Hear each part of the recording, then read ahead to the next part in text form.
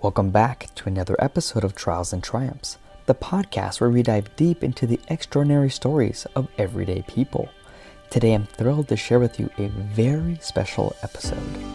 Joining me is a dear friend and mentor, Perry Spice, whose story is as inspiring as it is rich in faith and service. Perry was born in Toronto but raised in Cambridge, Ontario, and has a remarkable career spanning finance, accounting, and leadership, including serving as president of Canada's oldest customs house broker. But Perry's impact goes far beyond his professional accomplishments. As a lifelong member of the Church of Jesus Christ of Latter-day Saints, he has served in countless capacities, from missionary to bishop, temple worker, and now an online institute teacher. He and his wife Joelle, who joins us today from their home, have been married for nearly 60 years, with 5 sons, 16 grandchildren, and 2 great-grandchildren on the way. I can't wait to share this heartfelt conversation with you, where we reflect on Perry's extraordinary life and the wisdom he's gained along the way. It is helpful to note that again, I've known Perry for a number of years, and I have grown up addressing him as Brother Spice. So throughout this episode, you may hear me address him as such, and just know that I'm referring to Perry. Perry, welcome. Thank you. It's good to have you here. To get us started here, can you tell us a little bit about your early life and background? Well, I was born in Toronto and raised in a little town called Galt, which is now part of Cambridge. Okay. In a relatively poor family, but was able to get to go to BYU and got a degree in accounting. My minor was accounting, statistics, and finance, but the major was business management. That took me into the business world, where I've had some rather interesting experiences. What were some of those key moments that have shaped you growing up?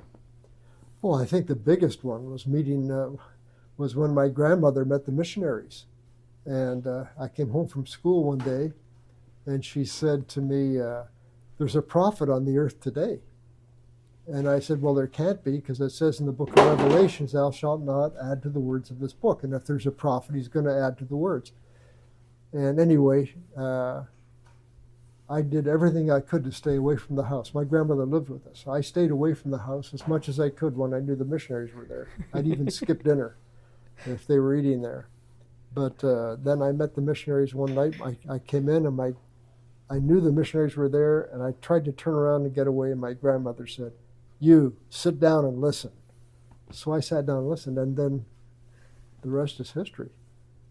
Do you want that story? Can you share a bit about it? Okay. Well, it started off when I was in the 4th grade. The teacher showed us a picture of Cortez landing in Mexico, and Montezuma laying down he had a 1,000,000-man army, and they laid down their weapons at the feet of Cortez, who had 790 soldiers. And the reason they did that is they thought that their great white bearded god Quetzalcoatl had returned.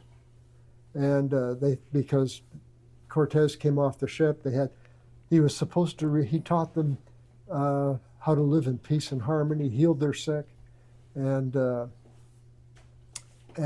was going to return one day in the clouds, just like he disappeared. And I heard that story, and I thought it sounded so much like Christ. But anyway, when Cortez came up with the sailing ships, they were the clouds. They had silver plate armor on them, which shined like the sun off it. And so they thought this was Quetzalcoatl, so they laid down their arms at his feet. Didn't turn out too well at the end. It ended up being pretty nasty, but I heard that story, and I thought, who in the world could that be? And then the first night I came into the house when the missionaries were there, they were showing slides on the wall. And the slide that they were showing was the same picture our 4th grade teacher had shown us.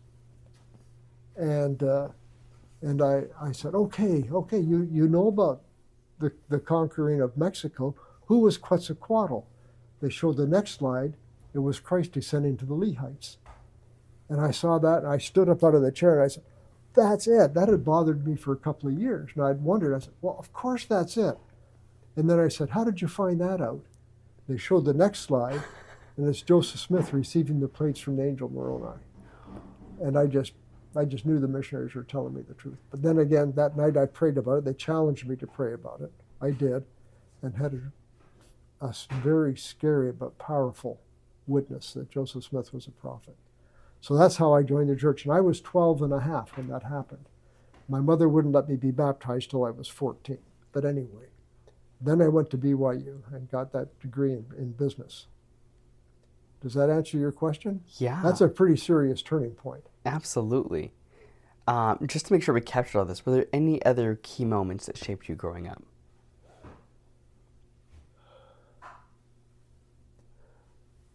Well, I think the biggest influence was our poverty. My father and mother were divorced right after the war, the Second World War, and my mother kept telling me how hard it was to make a living, and education was the only way out of poverty. So that was a major influence that drove me to go to university. Wow. Cool. Thank you for sharing. I think as we progress down here, what significant challenge or adversity have you faced in your life? Well, the biggest challenge and adversity I faced, I think, in my life was I went to work one day for a transportation company, a combination school buses, and helicopters, strangely enough. And when I took the job, I was told when I interviewed for the job, I could see they were in financial difficulty. I was an accountant at that point. I'd received an accounting designation. And I said, how are you going to get out of this? And they showed me that they had a bridge loan from the bank and everything was in place. So I took the job.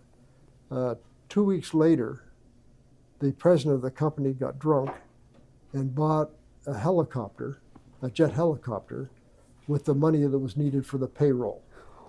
And so the bank came up with a receiver and sat in his office and said, why did you do that? And he said, well, I was drunk. He said, well, you know, you don't have any money and we're not going to extend you anymore unless you retire and put your vice president of finance in as the president. Well, he took the cigar out of his mouth and he looked at them and he swore, I'm going to run you people down with my Cadillac. And so they said, well, this man is he was the receiver. He said, he's taking over right now. We've called, and he picked up the phone, called the bank. He said, all right, fellas, call the loan, close it down. And that was the end of him. Well, I had been there 2 weeks, and now all of a sudden we had a receiver there. And the receiver was asking for all sorts of information that I didn't have, so I had to work extra hard. And I was working 36, 38 hours at a stretch and getting 7 hours sleep and being back in the office. I was a bishop at that point, a young bishop. I was 32.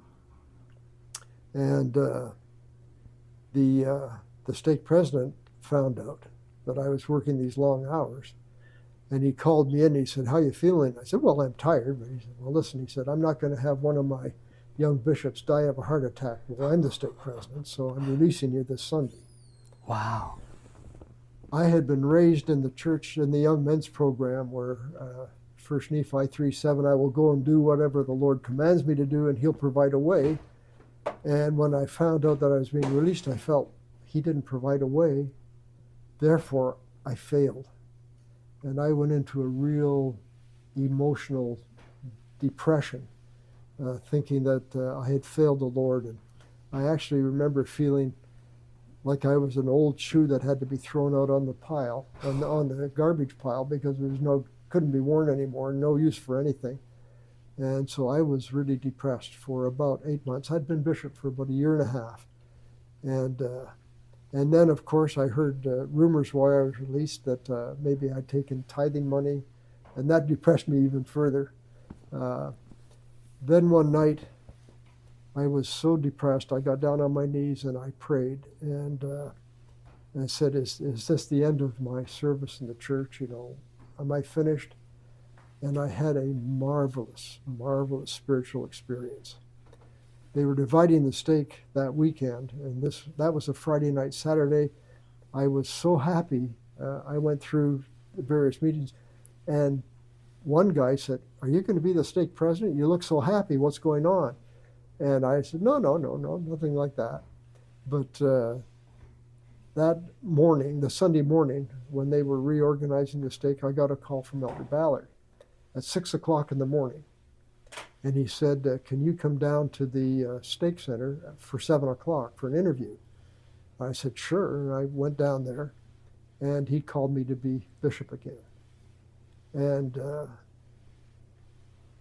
I remember telling him, "Elder Ballard, you're making a mistake." So we had a new bishop. He'd only been bishop for just a couple of, I don't know, maybe, yeah, he was called, he was bishop for 8 months, Mike Fittingen. No way.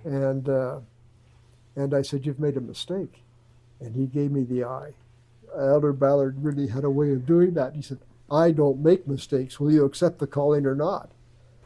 So I accepted the calling, and shocked a lot of people the next Sunday when I was called to be sustained as bishop. But that was the biggest crisis in my life, I think, spiritually.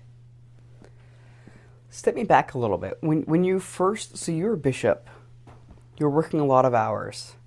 Tell me, before you even got released, what was that like? What was going through your head? What was happening in your family? Walk me through that experience as if I was there. Well, as I say, I was 32 years old. My wife was pregnant with Ben. Was I 33? I was 33. Oh, okay. It was 1973 when all this was going down. Yeah. And Joelle was struggling with the kids. I mean, you've got 2 kids and you're pregnant. You know, it's and she was far from home. 3 kids. The first time I had 3 kids, I was pregnant with the 4th. Oh yeah, you were pregnant with the 4th. That's right. You had Jared too. Wow. So she was here by herself with no family, nobody to complain to, nobody to go, no sisters to go shopping with, no relief at all by herself, and she was carrying that weight. And I was extremely fatigued during it. I wasn't that great an accountant. I was more a manager than an accountant. I had an accounting degree, but they were asking me for accounting worksheets and that I'd never produced and didn't know how to, and so I had to learn how to do it to produce them. So there was the stress of that, and the fellow that I was working with was very condescending and very critical. And that I went through a serious identity crisis with that. Okay. And then I was released, and then I went through an even more serious identity crisis. So you have essentially 3 kids or 4 kids at home. Your wife is 3 and a half. 3 and 1 on the way. Joelle is not getting the support that she needs, and you would love to support her more, but are feeling overwhelmed with a crisis at work. Totally. So how do you go from now getting released, and walk us through, you said that for you was a really low point. Walk us through kind of finding out that you're going to get released, and walk us through how you got to this magnificent, we'll say, revelation 8 months later. Walk us through that 8 months. Well, Mike was our new bishop. Yes, he replaced. That's right. He was the new bishop, and he called me to be the young men's president. And it was really hard to function as a young men's president again. I mean, I'd been that before, but going to meetings, feeling exhausted, and almost like a hopeless soul. It wasn't easy. It was a very dark period. I kept at it. I kept trying. I don't know what else to say. Tell us a little bit about the thoughts that were going through your head. Was it thoughts of inadequacy? Was it thoughts that God had failed you? Was it, what was going through your head? I never thought God failed me. I felt that I failed God, that I just wasn't up to it. I mean, it was tough being a young bishop. I was 32 or 33 when I was called. I was 33, and hadn't had a lot of experience at that point in the church. I was a high councilman But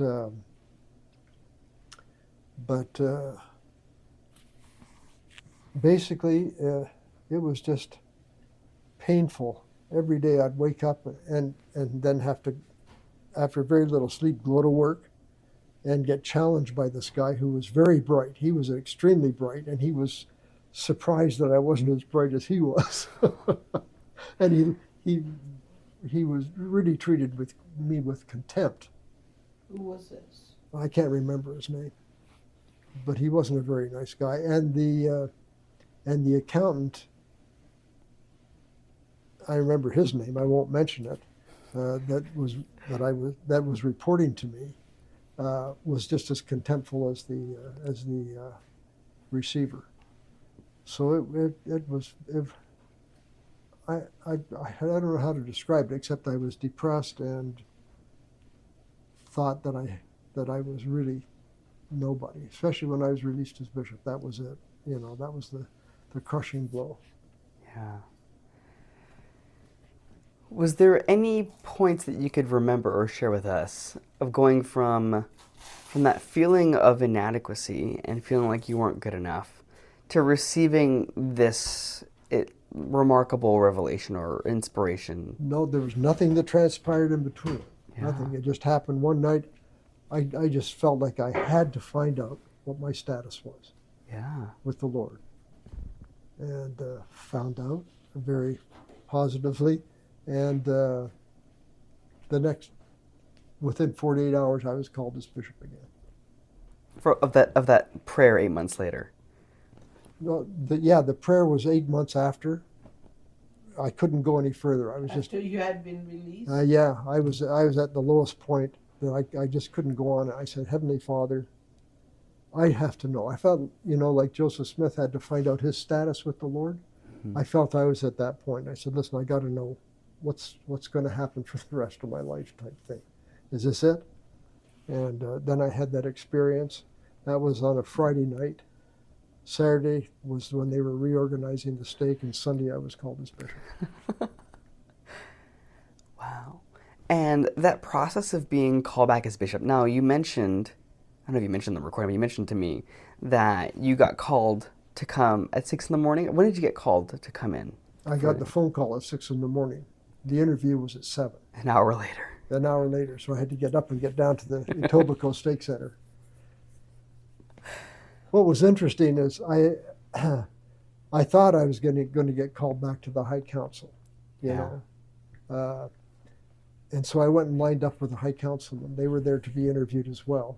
And Elder Ballard said, no, you've got to come with me. And I thought, why? And then we went through that kind of very short but surprising interview. And Bishop Finnegan, who had only been serving for 8 months, he was called into the stake presidency. And I didn't know that, of course. President Monson set him apart as a member of the stake presidency, but ordained him a bishop at the same time because he hadn't been ordained yet even. Wow. So all that came out on one day. And so what was interesting is I walked out of that interview and I was doing the new bishop shuffle, all the weight of the calling was on my shoulders. And I looked up about half a block ahead of me, Russ Wilmot, and he was doing a new bishop shuffle. Now, as soon as I saw him the way he was walking, I knew he'd been called to something. This would have been mid-70s. yes? About 75, I guess. Yeah, the first time Perry was called to be a bishop was 1973. Yeah, September 12th. Yes. September 14th. That's right. And I had been born 1974. So Perry was bishop for several months. 18 months. Yeah. And so when he got called the second time, I was expecting Jacob in 1977. Jacob was born in May.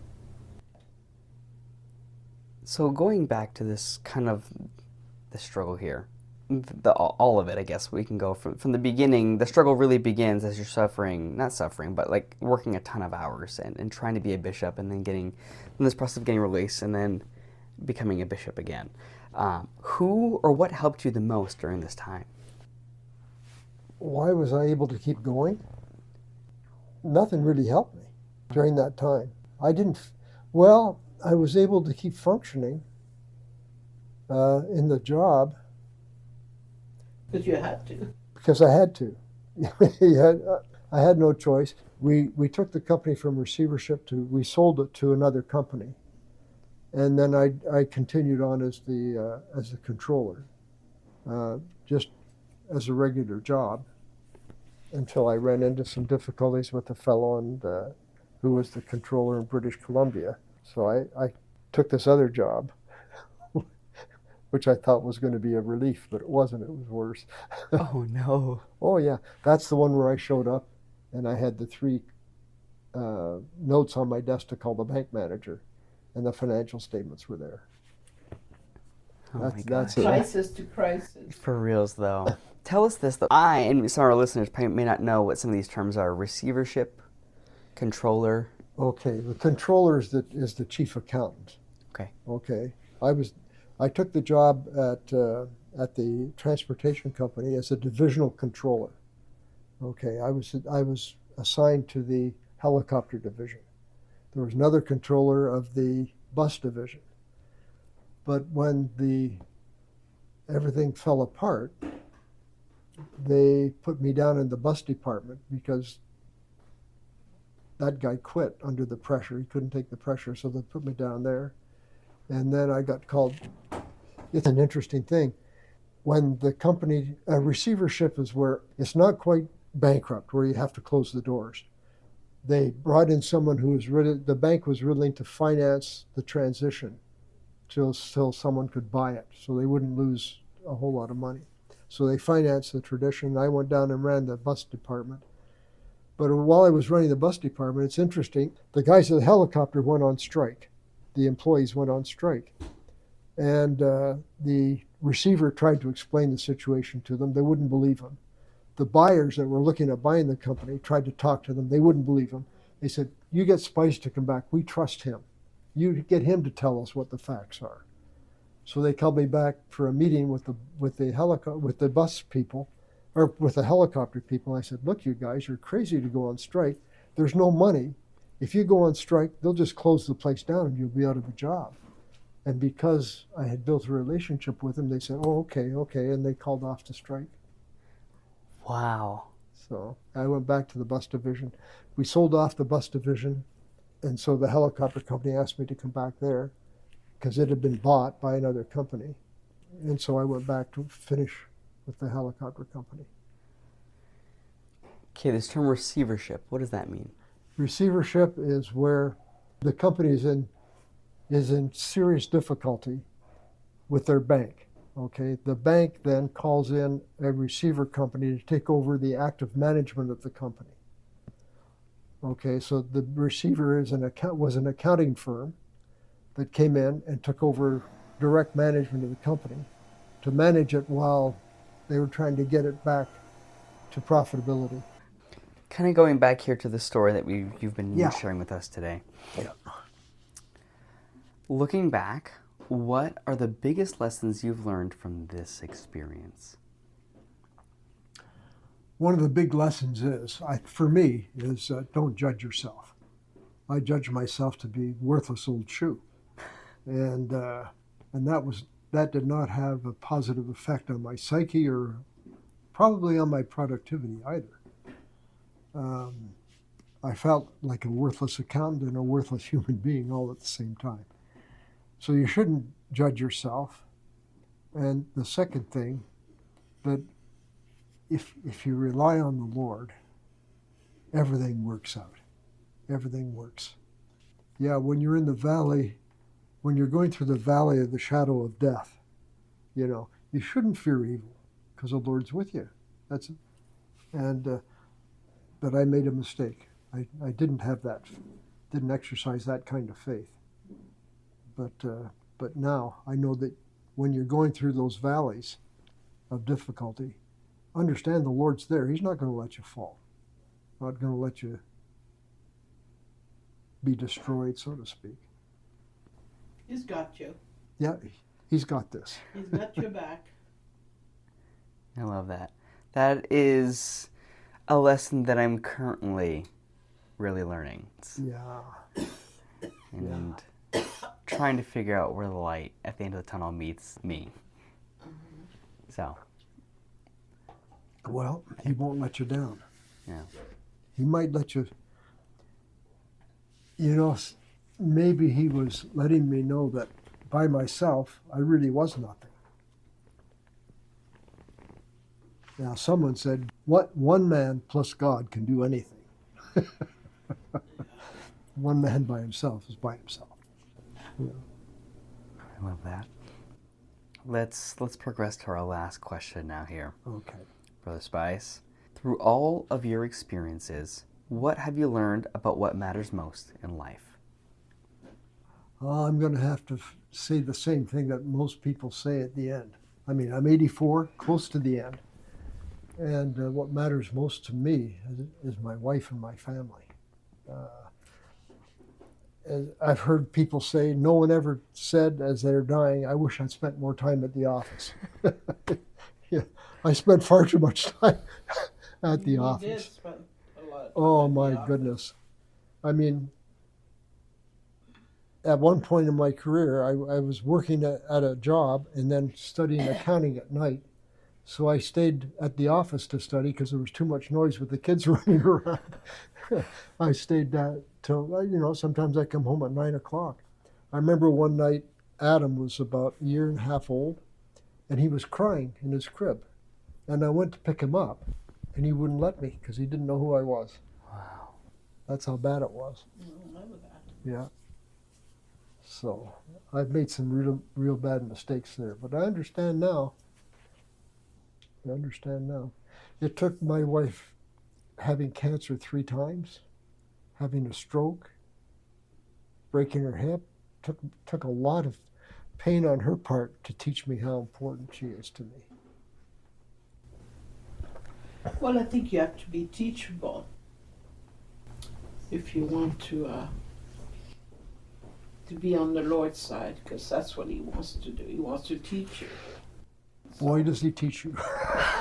And some of the lessons He sends your way, or that come your way, are painful. And, people will disappoint you. Your children will disappoint you, but that's life. Husbands disappoint you. Yeah, that Yeah, too. we all get it. Yeah, that too. For good ways. Well, Perry, thank you for joining us today on our podcast. Thank you. It's been a privilege and a pleasure. We love it. What a privilege it's been to sit down with Perry Spice and hear his incredible journey of faith, family, and service. His life is a testament to the power of resilience, humility, and a commitment to living with purpose. As we close out this special episode and wrap up the year, I want to thank each of you for joining me on this journey with Trials and Triumphs. Your support means the world, and I can't wait to bring more inspiring stories in 2025.